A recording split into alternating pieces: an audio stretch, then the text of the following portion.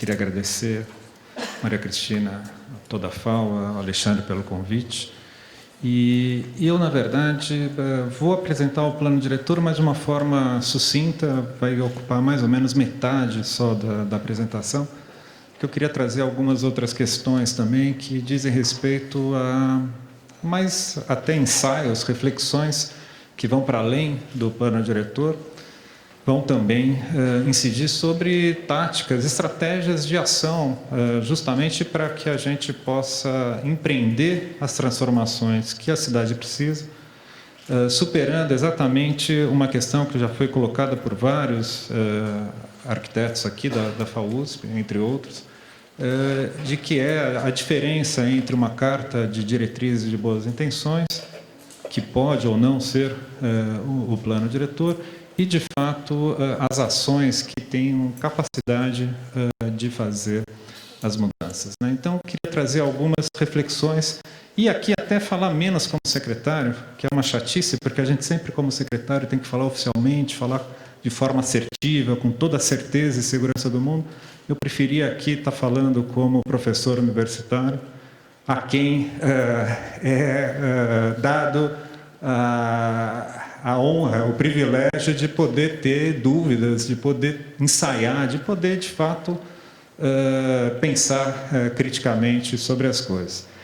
E, então, a primeira etapa, eu vou mostrar um PowerPoint, que é um resumo de um PowerPoint que está disponível no site www.gestãourbana.prefeitura.sp.gov.br, que é a plataforma que a gente montou para ser o canal de comunicação, não só de informação, mas um canal de comunicação na condução de todo o processo do plano diretor e, posteriormente, da revisão das outras leis que compõem o marco regulatório da cidade, a Lei de Uso e Ocupação do Solo, Código de Obras, Planos Regionais Estratégicos, Planos de Bairro e outras leis complementares, mas também as ações da Secretaria.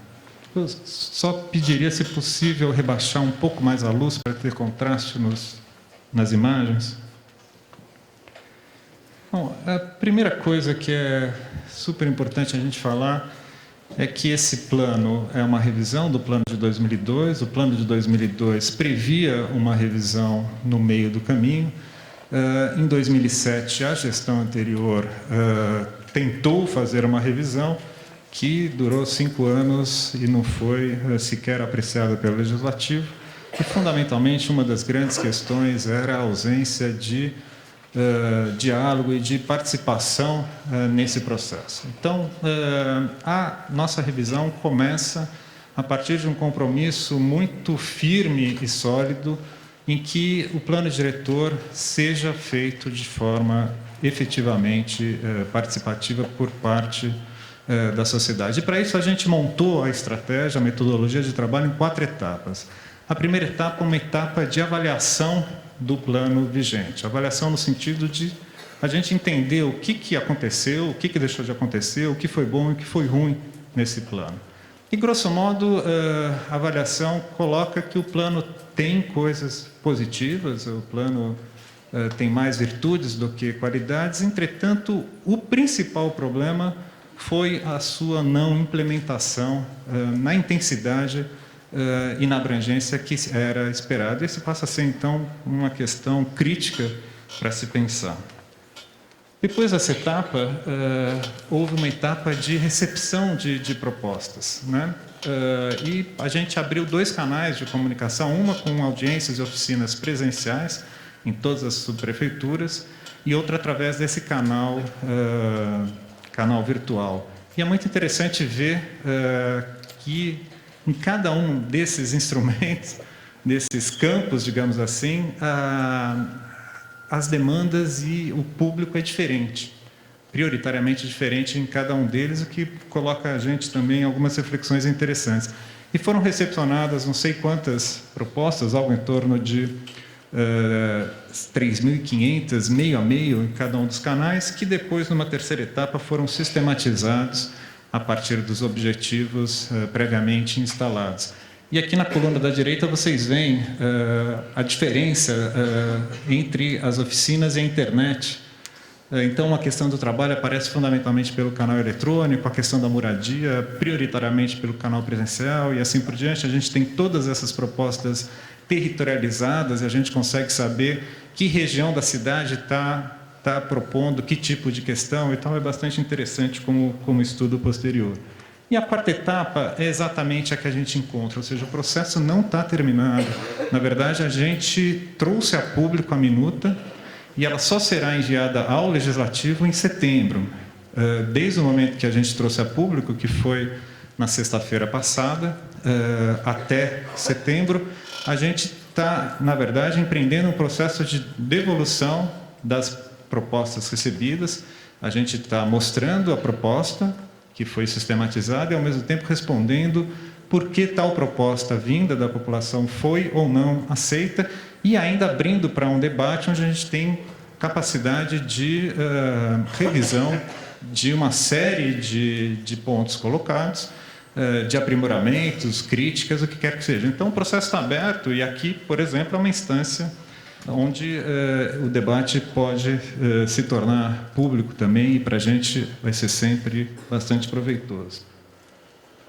Bom, a minuta está estruturada em 6 títulos. O primeiro título é exatamente dos princípios e objetivos, e aí o direito pleno à cidade, a equidade social e territorial, a função social da propriedade são as questões basilares, né, que estruturam todo o encaminhamento da proposta. Depois a gente tem 3 títulos que falam da ordenação territorial e das ações necessárias para essa transformação. E aí é importante a gente trazer essa questão das ações, porque, de fato, para a gente poder superar os impasses do plano de 2002, a gente precisa, de um lado, não apenas ter um plano com diretrizes, que não são suficientes, né? São necessárias, mas não suficientes, mas que a gente possa, de fato, indicar e territorializar as ações necessárias para transformar a cidade tal qual os objetivos colocam. E um título 5 fala exatamente da gestão democrática e do sistema municipal de planejamento urbano, que é exatamente onde vai se discutir algo fundamental para que o plano implemente-se, que é a possibilidade de um processo de gestão contínua desse processo, onde, de fato, o controle social possa ser empoderado para que, ao longo de um tempo bastante dilatado, onde, no mínimo, 3 gestões vão participar, de fato, a gente possa ter um maior controle dos rumos daquilo que virá a ser pactuado a partir desse texto de lei de plano diretor. E, por fim, as disposições finais e transitórias. A gente está estruturando toda a lógica a partir de 3 estratégias básicas, né? A primeira estratégia é aquela que fala sobre a estruturação metropolitana, uma segunda estratégia é a otimização dos eixos de transporte coletivo e a terceira, a redução da vulnerabilidade. A questão da estruturação metropolitana traz no seu bojo 2 questões básicas. A primeira é o entendimento de que, apesar de que o plano diretor ele está restrito na sua governabilidade aos limites do município de São Paulo, é impossível a gente não considerar o protagonismo de São Paulo perante a metrópole, né, e não considerar que as dinâmicas que passam pelo município de São Paulo, as mais diversas, são dinâmicas que dizem respeito à metrópole como um todo. Então, é impossível a gente pensar um plano diretor municipal que não dialogue para além das suas fronteiras administrativas. A questão climática, a questão hidrológica, a questão de drenagem, consequentemente, a questão de transporte, a questão de emprego, a questão de moradia, não podem ser enfrentadas apenas tendo como recorte, como campo cirúrgico, os limites do município de São Paulo.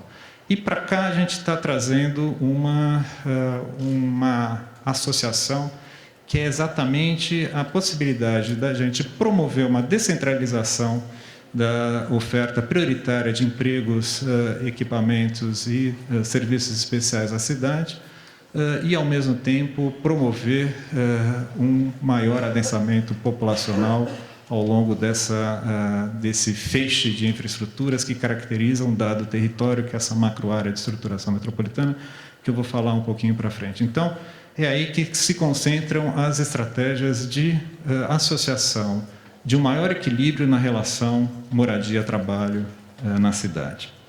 O segundo eixo é exatamente calcado na rede de estruturação da transformação urbana, onde a gente vai lidar aqui com outro bem casado, uma outra questão super importante, que é o enfrentamento radical da questão da mobilidade na cidade, que parece que é talvez um dos grandes temas hoje da atualidade. E a gente aqui quer estabelecer estratégias muito claras de relação da expansão da oferta de rede, da rede de transporte público com a lógica prioritária de desenvolvimento urbano. Então, o casamento entre a oferta de mobilidade e o desenvolvimento prioritário da cidade. A terceira questão, e talvez uma das mais importantes, é a questão da gente, de fato, enfrentar as graves desigualdades que acontecem aqui no nosso território e que se expressam do ponto de vista social, do ponto de vista econômico, do ponto de vista territorial, inclusive. A gente tem aí 1/3 da população vivendo em situações completamente precárias. A gente tem uma enorme área do município que é caracterizada por gravíssimos índices de vulnerabilidade, e aqui a gente tem que promover uma outra articulação, uma outra junção, que é, dado o caráter de extrema vulnerabilidade, é justamente sobre esses territórios, para a população que reside nesses territórios, que devem ser canalizados prioritariamente os investimentos e as principais ações contidas no plano diretor. A gente, para explicar toda a estrutura, toda a lógica, a gente parte do plano diretor, obviamente vigente, de 2002, parte da lógica das macroáreas, que está expressa no plano diretor, que todos vocês devem conhecer. E é bastante interessante a gente ver as diferenças entre o que está no plano de hoje e o que a gente está propondo. Eu chamo a atenção para essa mancha, né, dessa macroárea de urbanização e qualificação, e para essa mancha vermelha. No fundo, essa mancha vermelha, ela se desdobra essa mancha ocre, o que seja, ela se desdobra na estratégia de mitigação da vulnerabilidade, e essa mancha vermelha se desdobra nas outras duas estratégias. Uma é a redefinição dessa macroárea de estruturação metropolitana de um lado, e outro é exatamente esse conjunto de linhas que já se anunciavam no plano de 2002, que no fundo são linhas desenhadas pela total relação com os sistemas de mobilidade da cidade, que no nosso caso foi extraída dessa macroárea e foi transformada numa rede mais abrangente. E esse mapa então é redesenhado com essa delimitação. Bom, o que são as macroáreas? Na verdade, as macroáreas são parcelas do território, setores, compartimentos do território que contêm relações sociais, territoriais, urbanas, o que seja, análogas, sobre as quais parece fazer sentido incidir instrumentos específicos, né? Uma questão são os instrumentos que a gente deve utilizar para a preservação das áreas de grande importância ambiental. Outra coisa são os instrumentos que a gente tem que usar para, por exemplo, a transformação do centro da cidade. São territórios bastante distintos, com questões distintas que, por sua vez, vão precisar de instrumentos distintos. Então, o plano lista toda uma série de instrumentos, vários já existentes, outros que estão sendo redefinidos, reajustados, e novos instrumentos, e esses instrumentos são, então, oferecidos, digamos assim, como um cardápio, e, ao mesmo tempo, cada macrozona vai, desse cardápio, absorver alguns instrumentos específicos, que serão os instrumentos prioritários para a gente pensar a transformação dessas áreas. Então, só para a gente passar um pouco as áreas, eu não vou entrar no mérito dos instrumentos, vocês podem lá entrar no site e tal, os instrumentos, eu tenho certeza que todos os professores de planejamento discutem esses instrumentos com vocês. Queria aqui focar mais nas estratégias territoriais. Mas a gente tem a macroárea de preservação dos ecossistemas naturais, são as áreas de preservação permanente, que fundamentalmente estão nas bordas da cidade. A gente tem a macroárea de contenção urbana e uso sustentável, que, na verdade, é uma zona que não é de proteção permanente, que está em constante e permanente risco de ampliação das invasões e de destruição desse patrimônio ambiental, para a qual a gente, mais do que estabelecer estratégias de conservação, de proibição para a conservação, a gente tem que pensar estratégias de uso para a conservação, usos, evidentemente, compatíveis com a sustentabilidade desses territórios. A macroárea de recuperação urbana e ambiental é uma macroárea caracterizada pela aqueles áreas dentro da macrozona de proteção ambiental que, na verdade, já sofreram um processo de urbanização precário, muito intenso, que a gente entende como impossível de ser revertido, eliminado. E, portanto, a gente tem que enfrentar que isso é parte constitutiva da cidade. Para essas áreas, a gente precisa trazer um mínimo de qualidade, de decência para as populações residentes. A gente tem a macroárea de vulnerabilidade, que eu vou falar dela um pouco mais para frente, mas que também é essa área onde, basicamente, estão todos os compartimentos subnormais, os assentamentos precários, etc., da cidade. A gente tem essa área laranja, que é uma macroárea de qualificação e urbanização consolidada, que é, na verdade, o conjunto de, entre aspas, bairros da cidade, bairros, de certa forma, consolidados, ainda que em níveis diferentes de qualidade urbana, onde a gente também não pode imaginar um processo de congelamento. Estão feitos, acabou, vamos para o próximo. Pelo contrário, a gente sabe da história das cidades, que as cidades não têm fim, são histórias sem fim, e de eterna transformação. E a gente, então, enquanto ação para essa macroárea, vê um processo contínuo e necessário e desejável de qualificação. E a gente poderia dizer que o objetivo maior do plano seria exatamente que essa mancha laranja começasse a se expandir e que as áreas de vulnerabilidade fossem gradativamente revertidas em áreas consolidadas e com um mínimo de urbanidade nelas. E aí vocês vão ver agora o que vai entra exatamente no vazio dessa macroárea consolidada, estruturando como um grande eixo de estruturação do município e da metrópole. Eu também vou falar disso um pouquinho para frente, que é a macroárea de estruturação metropolitana. Bom, aí a gente pega essa lógica das macroáreas e cruza com a lógica da rede de mobilidade, né? Que está sendo entendida, na verdade, como as linhas de metrô, BRT, VLT, trem já existentes, acrescidas daquelas que estão em processo já licitadas ou em obras, por exemplo, a linha lá, a continuação lá do Ibirapuera da linha do Capão, e o plano do PITU 2025 do Governo do Estado, de expansão da rede metro ferroviária, e o plano de corredores da Prefeitura.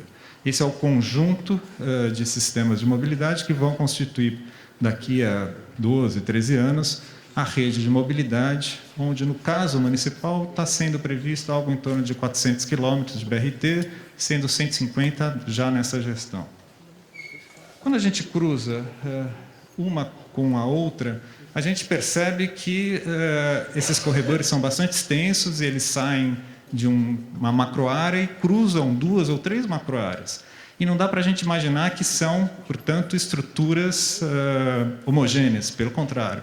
Então, é da, digamos, contaminação das características das macroáreas com esses eixos estruturantes, infraestruturantes do território, que é a rede de mobilidade, que começa a ser definida uma série de estratégias de transformação, de estruturação e de transformação da cidade. Como é que se dá isso? A gente sabe que é uma ficção a rede que eu mostrei. Para 12 anos, ninguém está acreditando que vai ser feita. A gente está vendo o ritmo dos investimentos, de fato, bastante morosos. Surge o caso da Siemens para as licitações do governo do Estado. Então, como é que a gente faz? A gente precisa, então, pensar alguns mecanismos dinâmicos. Não dá para a gente pensar de forma estática a questão do plano. Ao longo de 10 anos ou mais, a cidade, os seus processos de gestão, de financiamento vão se alterando. Então, a gente aqui está pensando um mecanismo dinâmico, ou seja, a gente estabelece uma lógica de regramento ao longo desses corredores como corredores, não mais entendidos como corredores de ônibus ou corredores de transporte, mas corredores eixos urbanísticos, onde se associa o investimento em transporte a uma lógica de desenvolvimento urbano que vai, de um lado, privilegiar e incentivar o maior adensamento ao longo desses eixos, aproximando a cidade dos meios de locomoção, e, por outro, também vai organizar as políticas públicas setoriais de equipamentos, espaços livres, moradia, etc. e tal. Então, passa a ser um eixo importante. Entretanto, a gente estabelece esse regramento e o congela. Esse regramento vai já estar ativado para aqueles corredores existentes e será ativado ao longo do tempo, conforme os licenciamentos, a dotação orçamentária e as ordens de serviço de cada uma dessas linhas passem a serem concretas. E, com isso, a gente vai criando um sistema mais dinâmico. Bom, na hipótese do metrô, e isso acontece sempre, desistimos de fazer a linha X para cá, ela agora vai ser para lá. A mesma lógica é transferida para esse novo traçado. Entretanto, como esse novo traçado não está gravado no plano diretor, a gente, para definir esse perímetro de uma regulação específica, vai precisar de uma lei outra, que não a do PDE. Mas, para aqueles já previstos, caso mantidos, o regramento vingará tão logo a obra se materializa. E, com isso, a gente vai associando o desenvolvimento com a expansão da infraestrutura totalmente casados. Então, a gente sabe, entretanto, que para a gente fazer cidade, a gente não pode apenas pensar num índice, como, por exemplo, o coeficiente de aproveitamento, que no caso dos corredores será 4, mas a gente tem que pensar um conjunto de índices articulados que possam, de fato, trazer uma resultante espacial. E, para isso, a gente está, então, trazendo os índices de coeficiente de aproveitamento, que, como vocês sabem, é a quantidade de metro quadrado sob superfície de terreno, articulado com a lógica da cota-parte, que vai estabelecer uma relação entre a porção de terreno que cada unidade vem a ter, um gradiente mínimo e máximo, de forma que a gente ganhe uma densidade nem tão baixa a ponto da gente não otimizar esses terrenos estratégicos, nem tão alta a ponto da gente trazer densidades que sejam absolutamente indesejáveis para a cidade. E aí a gente está operando na lógica da densidade populacional, ou seja, gente sobre metro quadrado de terreno. E a gente está trazendo aí mais uma coisa, que é a questão da restrição de vagas. Por quê? Porque se a gente está precisando rever todo o paradigma da cidade, que a capacidade de suporte não seja mais vista pela capacidade de suporte do viário para carro, que, na verdade, o transporte coletivo de fato estruture a cidade, que a gente possa, de fato, colocar preferencialmente, localizar preferencialmente os principais bens e serviços urbanos a partir da rede de mobilidade, a gente vai ter que operar seriamente, drasticamente, na própria cultura do automóvel. E é muito engraçado que essa lógica da garagem, ela é a que está trazendo mais comoção pública, né? Como se a gente dissesse que fomos no médico e falou: você precisa cortar açúcar, precisa cortar sal, precisa cortar gordura para ficar bem. E eu acho ótimo, teoricamente, mas não vou tirar cerveja, não vou tirar meu pastel, não vou tirar o meu brigadeiro, né? No fundo, é isso. Todo mundo concorda que precisa reduzir a lógica do automóvel, mas ninguém quer cortar o seu pastelzinho, essa que é a verdade. E a gente aqui, sim, está querendo promover esse debate. É um debate muito interessante para a gente pensar o futuro da cidade. E aí tem também instrumentos específicos, eu até posso responder depois, mas não vou me ater a falar sobre eles. Bom, para isso, a gente está trabalhando da seguinte forma: a questão da outorga e do coeficiente de aproveitamento, que é muito importante. Primeiro, a gente está reduzindo o coeficiente básico para 1 para a cidade inteira, revogando a fórmula de Adiron e estabelecendo como coeficiente máximo 2. E, ao longo dos eixos de mobilidade, permitindo, salvo restrições à especificidade das macroáreas, permitindo o coeficiente 4. De forma que a gente está falando o quê? Ao longo dos eixos de mobilidade, a cidade poderá acontecer numa dada intensidade.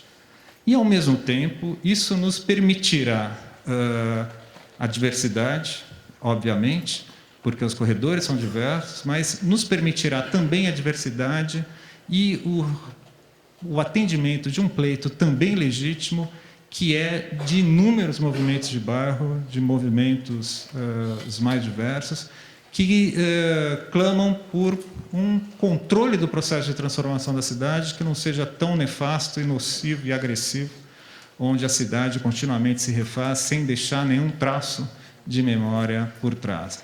Então, se a gente, por um lado, coloca maior intensidade nos corredores, isso nos permite criar áreas de remanso do ponto de vista da transformação, que são os interstícios dessa grelha.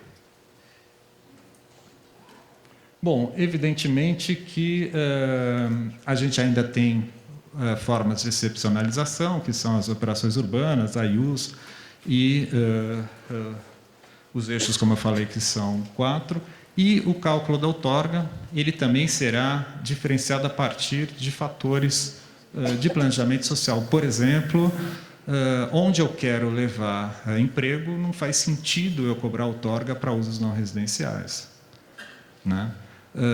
Onde eu quero, onde não, porque é na cidade inteira, se eu quero promover a produção de habitação de interesse social, não tem nenhum sentido eu cobrar outorga de empreendimentos de habitação de interesse social, etc.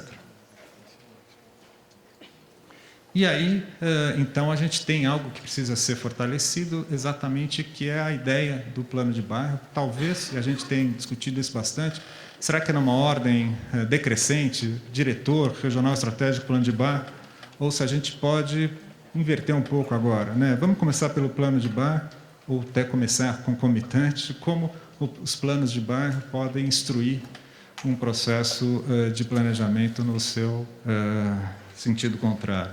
Mas esse é o corolário da intensidade de transformação ao longo dos eixos de corredores. Bom, a questão da vulnerabilidade, né? Se a gente está achando que não é só diretriz, mas que a gente tem que elencar as ações, e quando a gente pediu e vieram todas as ações prioritárias das secretarias que traduzem as suas políticas setoriais, a gente começa a ver que há uma coerência bastante grande, né, que se traduz no fato de que grande parte dos investimentos têm que ser feitos na cidade inteira, obviamente.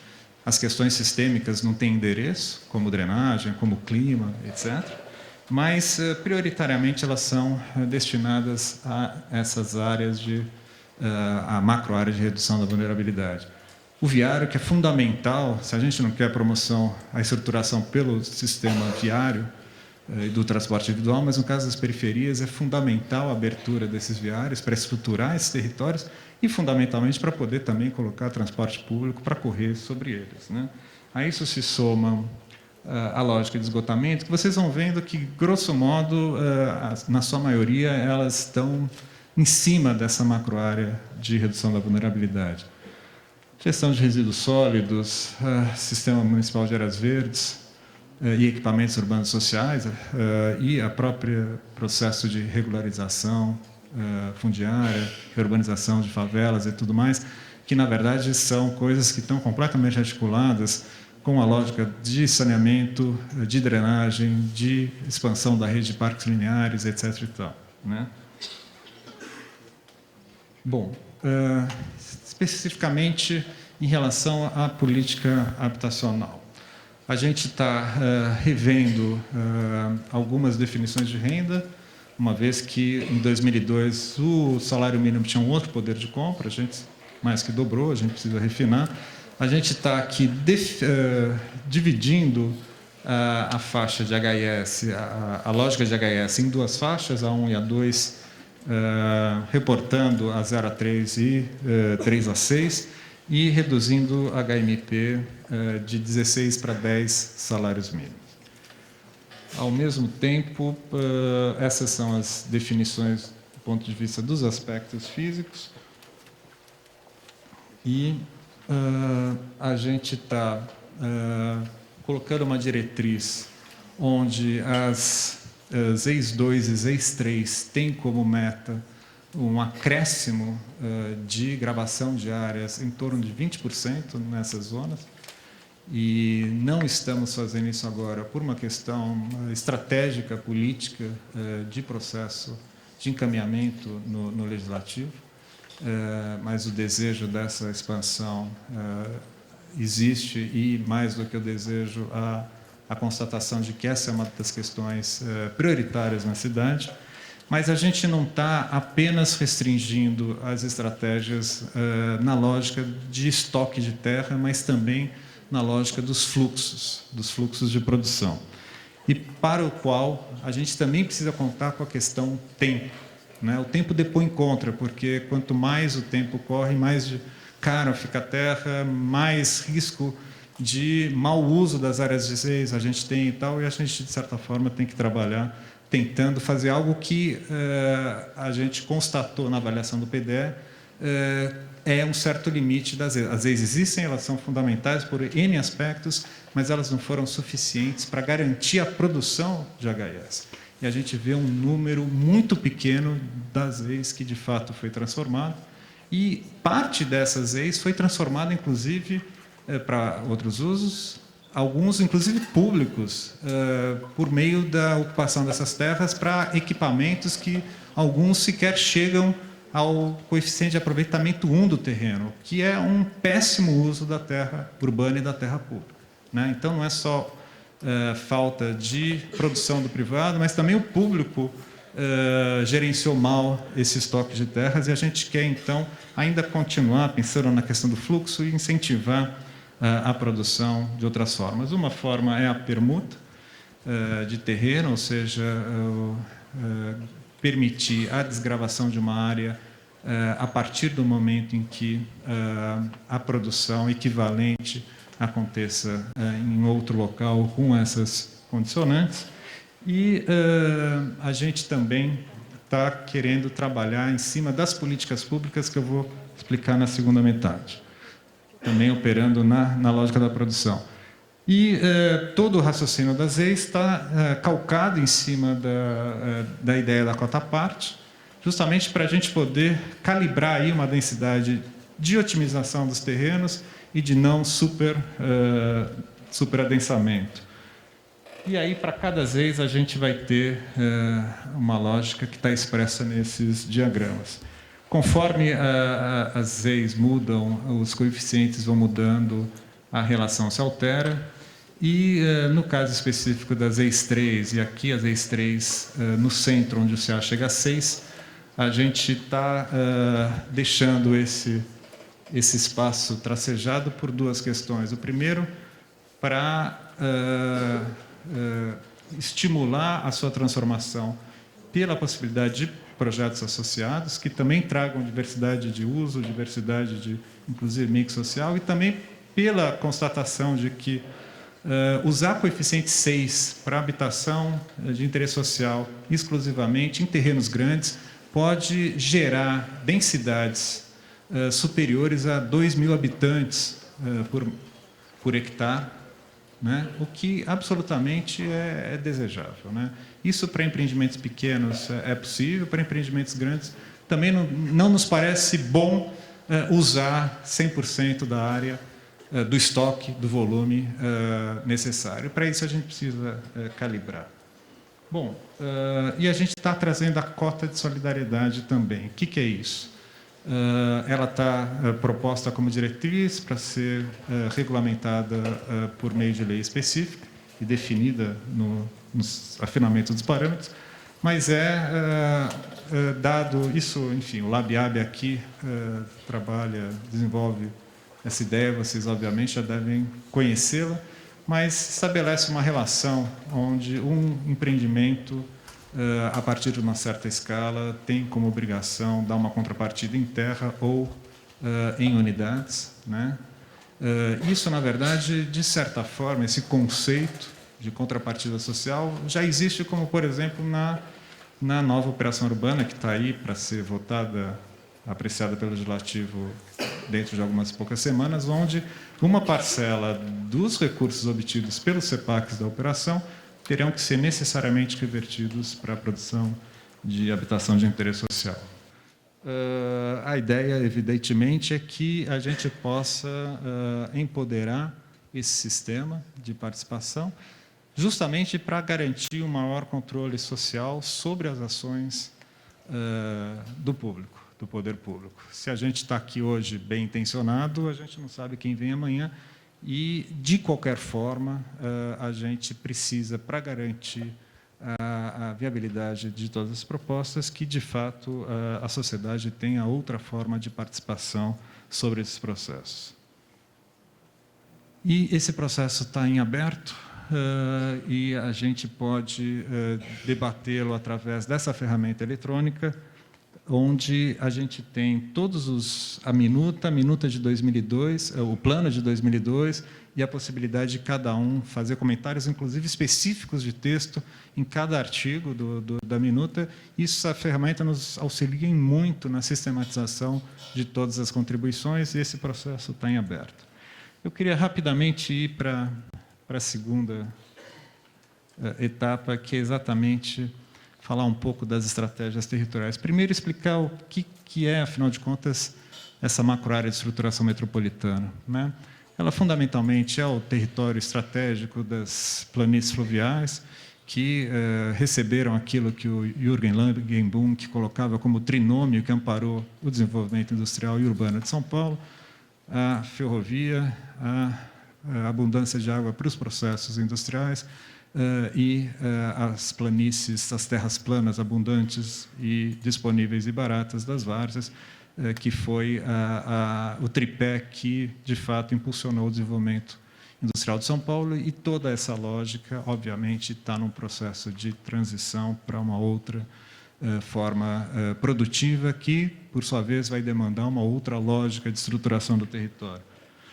E essa macroárea está totalmente calcada a partir da lógica hidrográfica da cidade, dessa lógica geográfica territorial, que é muito importante, cuja história todos nós aqui conhecemos.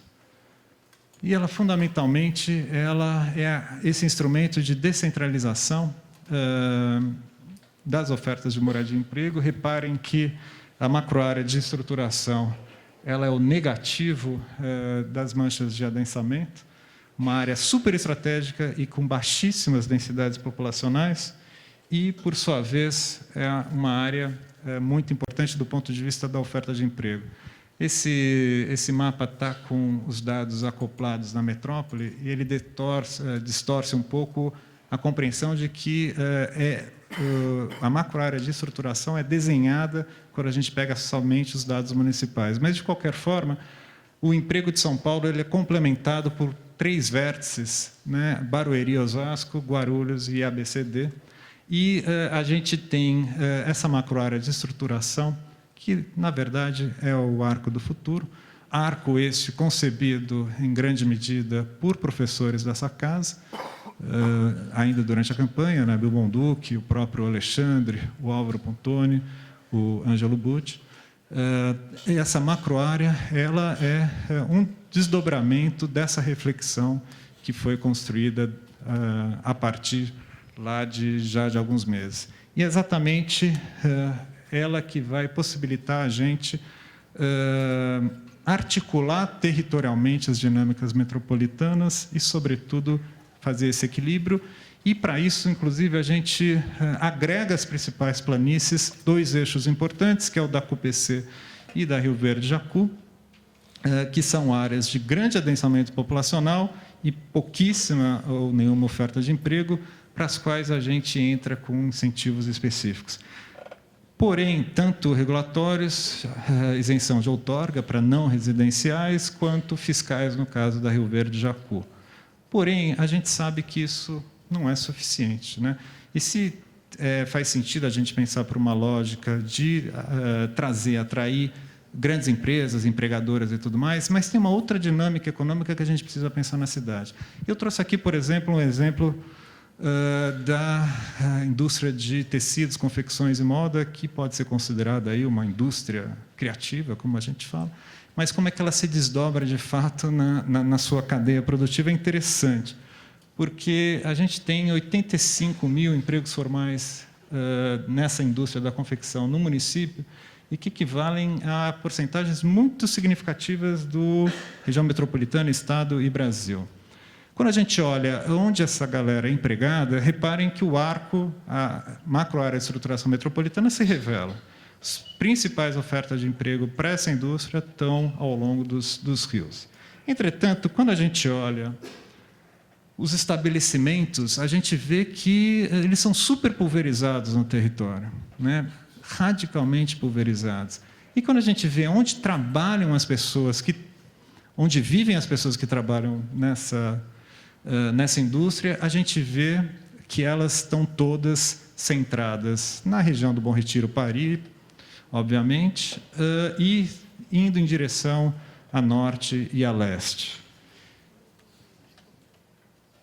Exatamente onde estão as zonas de vulnerabilidade. E, numa outra pesquisa, aí já não do emprego formal, aumenta a população que trabalha nessa indústria, e é muito interessante ver que 48% diz que trabalha no próprio domicílio e 71% está até 30 minutos do trabalho. Ou seja, é uma indústria que está se estruturando a partir de uma outra lógica territorial, não mais concentrada, mas, de fato, difusa. E, evidentemente, de grande informalização do sistema de produção. E a gente vê um número crescente de cooperativas ou de pessoas trabalhando na própria casa, como a pesquisa diz. Então, fica aí uma questão interessante para a gente pensar. Além das estratégias que vão versar sobre as estratégias, sobre as ações macroeconômicas, digamos assim, de impacto econômico, melhor dizendo, quais são as estratégias que a gente pode pensar que tragam impacto social, que, se não trazem um grande impacto econômico, trazem um impacto social que se traduz, evidentemente, em impactos econômicos. E se, por exemplo, essa é uma indústria que cada vez mais se estrutura na sua informalidade no espaço doméstico, será que isso não leva a gente a pensar, enquanto arquitetos, numa resposta a esse processo, que é exatamente a de pensar novos programas para as intervenções da política habitacional que também contemplem espaços produtivos para essas e outras dinâmicas da sociedade, quando a gente tem uma secretaria do trabalho que tende a lidar com a lógica do empreendedorismo social, que, no fundo, é o que é transformar cada um num pequeno capitalista, que pode ser muito bom e muito perverso ao mesmo tempo. O que isso, de fato, rebate no nosso campo de reflexão? Então, a gente, na verdade, isso diz respeito diretamente à disciplina de vocês, que está focada na Zona Leste, de quais são outras estratégias que a gente deve, de fato, começar a investigar para trazer uma outra relação do trabalho com o território. Bom, a segunda rede, que é a dos corredores, rapidinho, aqui a gente vê os fluxos do carregamento da CT, basicamente as marginais e as avenidas de fundo de vale, e aqui o carregamento da São Paulo Transportes. A gente quer redefinir a geografia dos fluxos na cidade e na metrópole, né? Justamente a partir dos eixos, a malha existente, os já licitados e a malha futura. E, para isso, a gente define uma lógica que é de uma faixa que vai ser objeto dessa regulação específica que eu expliquei atrás. Bom, tem uma linha, tem 200 metros, o território não é homogêneo, vai recortar algo que um perímetro sobre o qual incidirá os regulamentos, e a gente está adensando ao longo dos corredores e tornando menos diferenciado os interstícios disso. E a gente tem, então, aqui outras estratégias, não mais metropolitanas, mas locais importantes de estruturação dos tecidos locais. A primeira delas é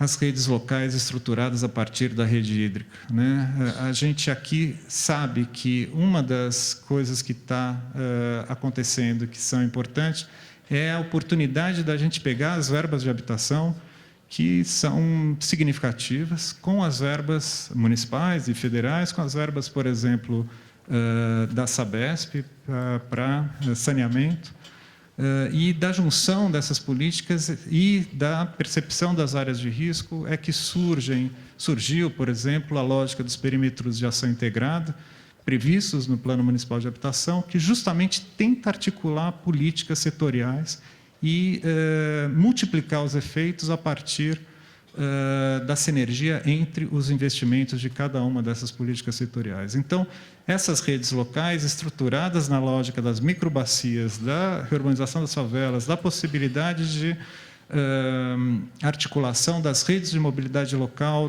da política de áreas livres, parques lineares, etc., traz uma ferramenta muito poderosa que se traduz exatamente pela lógica da articulação das políticas setoriais. Então, aqui a gente não está mais falando de regular o privado, como estão aqueles instrumentos colocados no plano diretor. Aqui a gente está falando de táticas para o poder público, para a ação do poder público.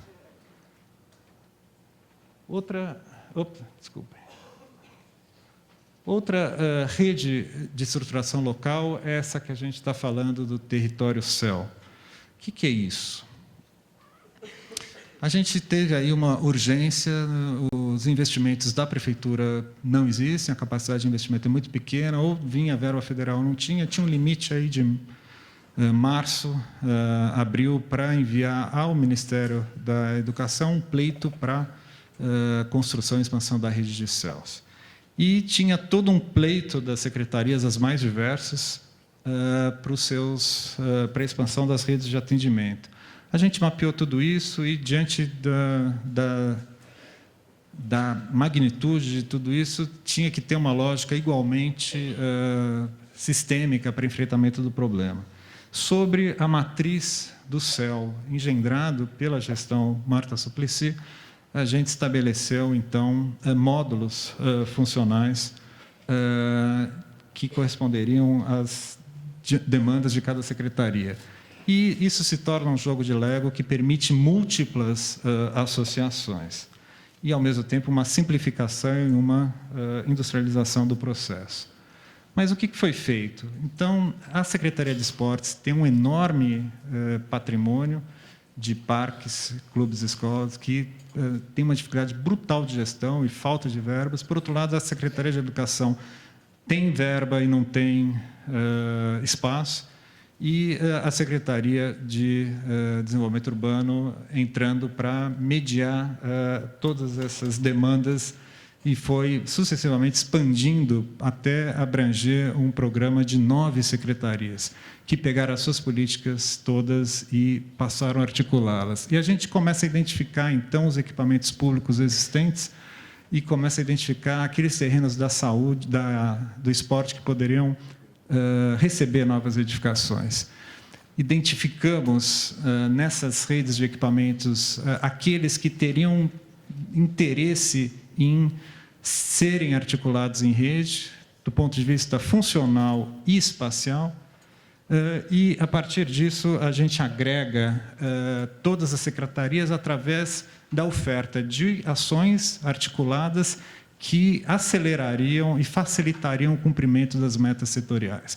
A partir do momento que a gente consegue cristalizar uma ação condensadora de inúmeras metas, as coisas passam a fazer outro sentido e a ganhar outra velocidade. Então, por exemplo, a meta de expansão da rede cicloviária e de melhoramento de calçadas e arborização passa a ser focada aonde? Exatamente nessas linhas vermelhas, que são as linhas de articulação dos equipamentos, onde a gente vai trazer um território, um caminho diferenciado, onde a iluminação vai ser maior, onde a arborização, onde o calçamento será o primeiro a ser renovado, etc. e tal, de fato, dando um sentido de articulação, inclusive de sensação de que por aqui eu acho a rede de equipamentos e por aqui eu caminho de forma melhor, mais segura, etc. e tal.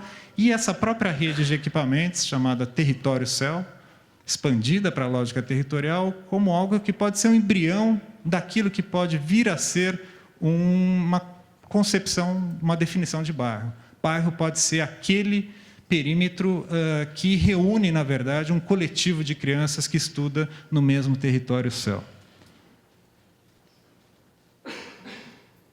E tem uma terceira lógica, que é esse cubinho aqui, que vai incidir exatamente no fluxo de produção dos corredores. Para fazer os corredores, sobretudo nas áreas vulneráveis, a gente não tem caixa viário, vai precisar alargar. Esse alargamento está sendo previsto para os primeiros 150 quilômetros de corredores, na desapropriação parcial de 9.700 imóveis. É uma barbaridade. Só que o que precisa? Precisa de 5, 10 metros, os lotes têm 25 ou mais, então o que vai resultar isso? Vai resultar em 9.750 meios lotes que vão ser do público, porque a gente não pode só desapropriar os primeiros 5 metros, tem que pegar o lote inteiro.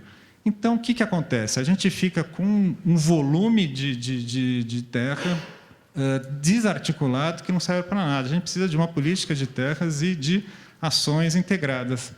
E, para isso, a gente está justamente, então, pensando em que a gente pode, ora, associar, quando os terrenos remanescentes forem grandes o suficientes, remembrá-los e ter aí a lógica prioritária de implantação de equipamentos, e quando for pertinente, a gente pode até soltar um DIS para acabar de desapropriar a quadra inteira para, prioritariamente, produzir habitação de interesse social. Aonde? Exatamente ao longo dos eixos de mobilidade, que serão, entendemos, o território estratégico privilegiado, onde a lógica de implantação dos equipamentos e da moradia popular se dará de forma complementar às EIs e à cota de solidariedade. Podemos, inclusive, pensar que os corredores possam ser receptores da cota de solidariedade, o que seria muito bom, porque, de fato, a gente vai entender que vão ser, como eu já disse, territórios privilegiados. Onde eu estou querendo chegar com toda essa lógica? Na verdade, como é que a gente transforma uma carta de boas intenções numa transformação concreta? E uma das hipóteses exatamente é a do público, de como a gente incide na lógica que o público, a partir da qual o público rege os seus atos. E nos parece que um dos principais gargalos, uma das principais questões, é exatamente a articulação das políticas setoriais, que é a possibilidade da gente multiplicar, com os recursos que são parcos, escassos, multiplicar os efeitos com os recursos a partir dessas sinergias. Isso pressupõe algo que é super importante, que pressupõe que o projeto ganhe uma outra relevância. Não o projeto entendido como simplesmente uma discussão formal do objeto arquitetônico, mas o projeto entendido como campo prioritário de negociação, de pactuação e de articulação dessas políticas. É através desse campo que os conflitos, de fato, são visíveis, são tornados visíveis. E é sobre essa lógica, exatamente, de pactuação via projeto, via articulação das políticas setoriais, que a SMDU vem centrando os seus parcos esforços também. Todo esse material do plano diretor está disponível nesse site e a gente conta aí com a participação de vocês. Obrigado.